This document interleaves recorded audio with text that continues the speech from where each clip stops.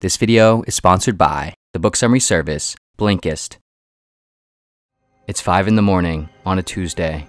A young man, age 17, walks out to the middle of Lionsgate Bridge and stops along the walking path. He approaches the railing of the bridge's edge and looks down at the water 364 feet beneath him. Then he looks up at the sky. He pauses for a moment, breathing shallow breaths and shaking noticeably. He climbs over the top of the railing and sits on it. His legs dangle over the side like a small, helpless child in a chair hundreds of feet too big for him. He murmurs to himself aggressively. "Hello?" a voice suddenly says with a questioning tone behind him. Having not initially noticed anyone, the younger man jumps with a startled jolt just before catching himself. He turns around to see an old man in about his 70s, leaned up, sitting against a Jersey barrier on the walking path just a few feet away, slightly blocked by a bridge beam. He is alone, has large sunglasses on, and a cane resting beside him. "Sorry, I didn't know anyone was here," the young man says. "No problem at all," the old man says with a chuckle, keeping his head straight forward and not looking directly at the young man. "Beautiful day, isn't it?" he continues. The young man looks back around at the water and sky again. "Yeah," he replies with a downward, deflating pitch. "Well, that actually doesn't sound that nice," the old man responds. "It feels like it is, but I can't see a thing." Putting two and two together, the young man asks with a hesitancy, "Oh, are you, visually impaired?" "Yeah, I'm blind," the old man says, laughing at the young man's attempt to be unnecessarily unoffensive. "Ever since I was born." "Oh, I'm sorry." "Don't be," the old man says with another subtle laugh. "Is it a nice day?" "I mean, the sun is coming out, a little overcast, but mostly a nice day, I guess, yeah." The old man smiles and nods without saying anything for a moment. "I'm Lou, by the way," the old man says. "Nice to meet you, Lou." "Tyler." Tyler turns back around and stares intensely at the water again. After a couple moments pass, Lou interrupts. "If it is a nice day, do you think you could do me a favor?" Sure," Tyler responds reluctantly and unsurely, turning around to face Lou again. "Could you describe it for me?" "Describe what?" "Just whatever you see. The sky, anything." Tyler pauses for a moment, then gets off the bridge's railing and sits next to Lou. He leans back and looks up. Well, the sky is mostly light blue right now. There's a bunch of clouds scattered across it, which are lightish gray with a sort of orange edge to them.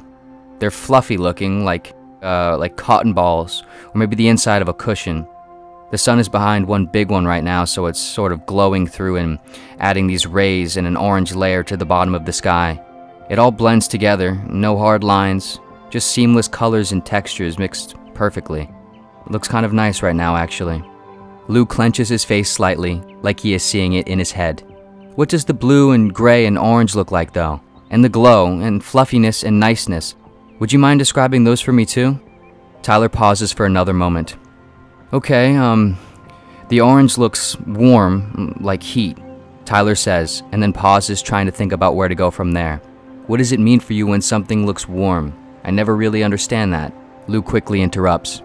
"It's kind of like pure and bright and intense, at least for the orange. You could probably feel it without even actually feeling anything warm. And the blue? The blue is light, like it's been washed or faded or something. It's also hitting the water under the bridge right now and reflecting a similar color." "What does the water look like?" Lou asks. "Right now, this water kind of looks like, maybe like jagged melting glass that, I don't know, it's almost pulsing. It looks alive. It's kind of ominous. Over there are a bunch of rocks scattered around on the edge of the shoreline. They kind of look like headstones." "Are there any rocks around us right now?" Lou asks. Tyler looks around the ground. "There's some small, like pebble-sized ones, yeah." "What do they look like close up? All the details."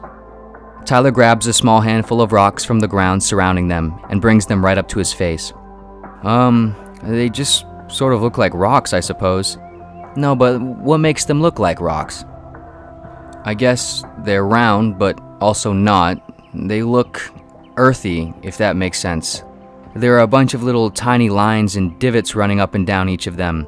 They have slightly different patterns, but none of them are symmetrical, so the shapes and patterns don't really match or look like an actual shape. This one's kinda cool." Tyler picks out and holds up a single rock. "Why is it cool?"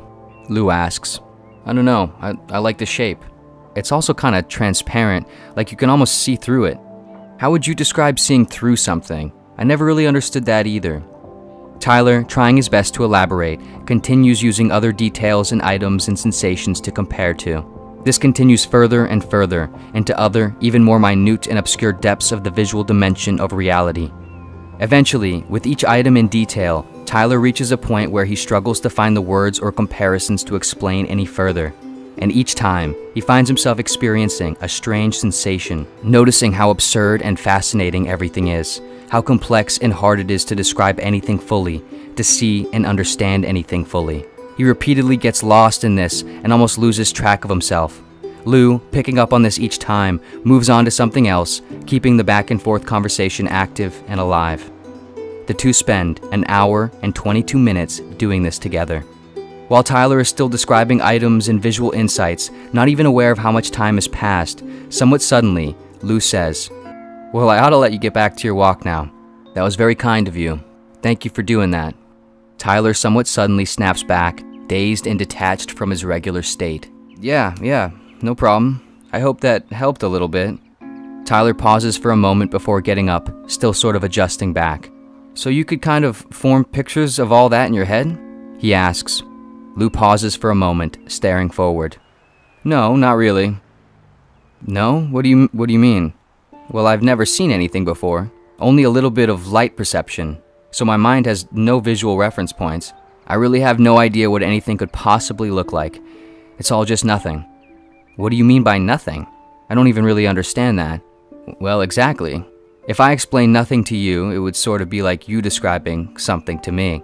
It just doesn't work." "Why did you just have me do all that then?" Tyler asks with an abrupt confusion and a small frustrated laugh.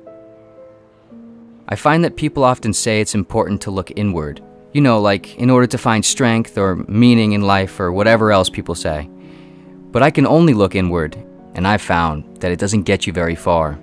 The most enriching moments, the most enriching experiences, what keeps life worth living, I think, are when you're looking outward, at least metaphorically. For most of us, almost all the time, we are looking inward, at ourselves, thinking about how things matter to us, or because of us, or with us at the focal point, concentrated on how we look and how we act and how important we are, or aren't. But if you really look inward, there's nothing there. Trust me, it's all I see. We are out here." Lou points out and down with both hands, waving them in small circles. "In every little detail of every little thing, in every little moment, in immersing into all the unfathomable features of the simple and mundane, and in realizing, viscerally, what it means that you can perceive at all. That is where, I think, life is." You did in fact just help me right now, Tyler, just to be clear. I'm not some sort of selfless sage. Anytime I feel like I can help someone who can see, perhaps see better, selfishly, that's my way of seeing the world. I believe if there's any kind of spiritual experience, or whatever you want to call it, it's not when you look in to find yourself, but when you look out to lose yourself. Tyler tries to process the strange twist while the two exchange a few more friendly words back and forth. After just a couple more minutes, the two say a sincere goodbye and express a mutual appreciation. Then, Tyler gets up, goes his separate way, and at least for this day, returns home. Lou will return to the same spot at around the same time, tomorrow, and many more days to come.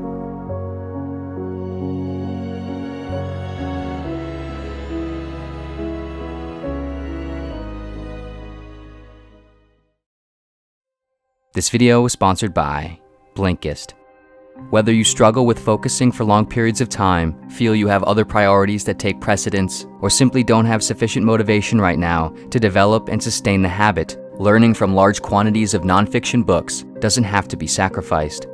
If you're a fan of the channel, you've likely heard of the book summary service Blinkist. If you haven't, the app works very simply.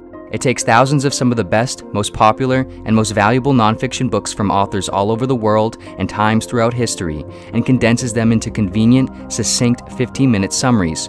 The summaries are broken up into bite-sized sections that cover the different chapters and essential takeaways, which can be both read and listened to, even while you're offline. One particularly great use of Blinkist is to use it to help develop and supplement a more complete reading habit, using the app to discover new books, authors, and topics more easily and conveniently, and allow you the time and resources to more accurately target the complete books you're actually interested in reading. Blinkist also helps close this loop by providing complete, full-length audiobooks purchasable directly within the app as well. Spanning 27 categories, Blinkist has titles for just about anyone. For those interested in practical and personal philosophy, Blinkist has great titles like Stillness is the Key by Ryan Holiday, as well as Reasons to Stay Alive by Matt Haig. The first 100 people to use the link in the description will receive 1 free week of unlimited access, as well as 25% off a full membership. The free 7-day trial can be canceled at any time within the trial period. And of course, thank you so much for watching in general, and see you next video.